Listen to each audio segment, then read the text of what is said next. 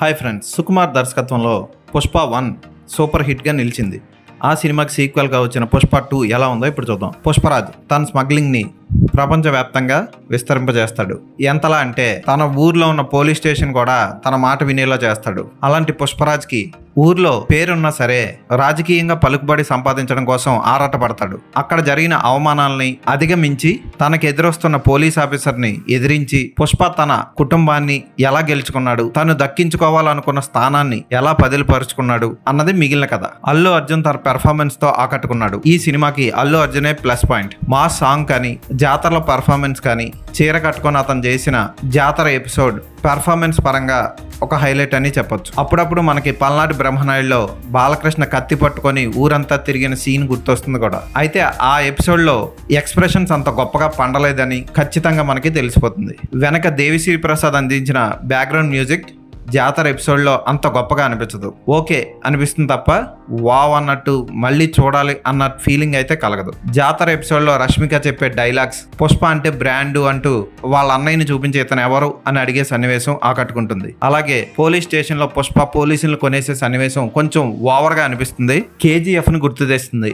ఇలా చాలా వరకు కేజీఎఫ్ ఫార్మాట్ ని ఫాలో అయ్యాడు సుకుమార్. ఇక తల్లి సెంటిమెంట్ ని కొనసాగించి అలాగే తన భార్యని తల్లి చేసే క్రమంలో వచ్చే ఫీలింగ్ సాంగ్ లాంటివి సినిమాకి అడ్డం వస్తూ ఉంటాయి. బన్వర్ సింగ్ షెకావత్ పాత్ర కూడా ఆకట్టుకుంటుంది. గుండు పోలీస్ పాత్రలో ఫహద్ ఫాజిల్ అద్భుతంగా చేశాడని చెప్పొచ్చు.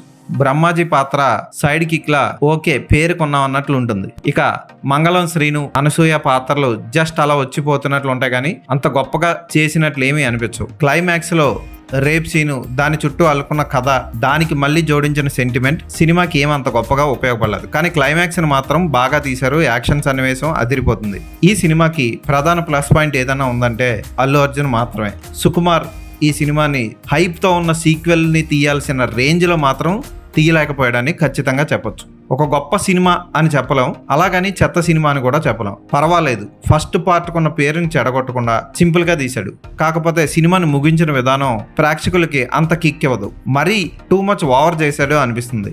జగపతి బాబు, రావు రమేష్ పాత్రలు కూడా రొటీన్ గా అనిపిస్తాయి, అంత భిన్నంగా లేవు. అలాగని సినిమాకి వాళ్ళిద్దరూ అవసరం అన్నట్లు కూడా అనిపిస్తుంది. ఆడుకాలం నరేన్ సినిమాకి కొంత మలుపు తిప్పే పాత్రలో ఒక చిన్న సీన్ లో అతను కూడా బాగానే చేశాడు. రష్మిక మందన్న హీరోయిన్ గా డాన్సుల్లో కూడా ఇరగదీసిందని చెప్పొచ్చు. శ్రీలీల పాట అంత గొప్పగా అనిపించలేదు. ఈసారి ఐటెం సాంగ్ 1 నేనొక్కడే సినిమాలో ఎలా యావరేజ్ గా మిగిలిపోయిందో ఈ సినిమాలో కూడా అలాగే మిగిలిపోతుంది. స్టంట్స్ విషయంలో సినిమా ప్రారంభంలో జపాన్ భాషలో మాట్లాడడం ఇవన్నీ వింటుంటే మనకి దీనికోసమా ఇన్నేళ్లు ఈ సినిమాని తీశారు అన్నట్లు అనిపిస్తుంది. ఈ సినిమా చూశాక నోట్లో కైని పాను వేసుకొని బిహారాలను అట్రాక్ట్ చేయడం కోసం ఆ గెటప్ ఏంటో కొన్ని చోట్ల టూ మచ్ ఓవర్ అతి ఉంటుంది. పాటలో భుజం మీద మంట అంటించేస్తే దాని మీద సిగరెట్లు వెలిగించుకోవడం, ఇవన్నీ కేజీఎఫ్ ని చూసి పులిని చూసి నక్క వాత పెట్టుకున్నట్లు అనిపిస్తుంది ఇవన్నీ చూస్తే. ఏదైనా ఈ సినిమాకి 1000 రూపాయల టికెట్ ఎందుకు పెట్టారు అన్నది ఇప్పుడు మనకు అర్థమవుతుంది. ఎందుకంటే ఈ సినిమా లాంగ్ రన్ లో ఆడడం కష్టం. ప్రస్తుతం ఒక సినిమా జీవితం 15 రోజులకే ముగిసిపోతుంది. ఓటీటీలు, పైరసీ ఇవన్నీ తప్పించుకొని ఆ 15 రోజులు బతకడమే సినిమాకి చాలా కష్టమైన పని. ఈ సినిమా 15 రోజులు ఆడడమే కష్టం. అందుకే ఈ సినిమాకి టూ మచ్ టికెట్ రేట్లు పెట్టారు. ఈ సినిమాని థియేటర్లో కేవలం ఫ్యాన్స్, అభిమానులు, యాక్షన్ ప్రియులు మాత్రం చూడొచ్చు. కుటుంబంతో కలిసి వెళ్తే మాత్రం చాలా మనీ లాస్. అంతంత టికెట్ రేట్లు పెట్టి థియేటర్లో కుటుంబం అంతా కలిసి చూడడం కష్టం. ఒకవేళ మీరు ఆంధ్రప్రదేశ్లో ఉంటే అక్కడైతే కొంచెం పర్వాలా, ఇక్కడ మరీ దారుణంగా దండుకుంటున్నారు తెలంగాణలో.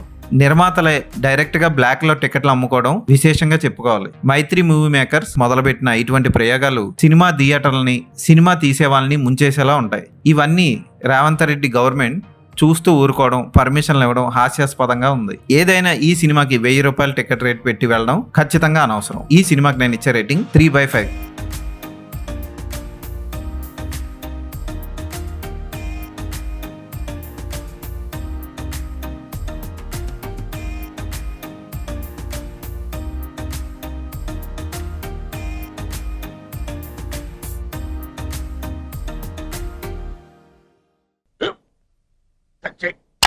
మన స్కూల్ బెంచ్ లాగా ఎంత గట్టిగా ఉందోరా.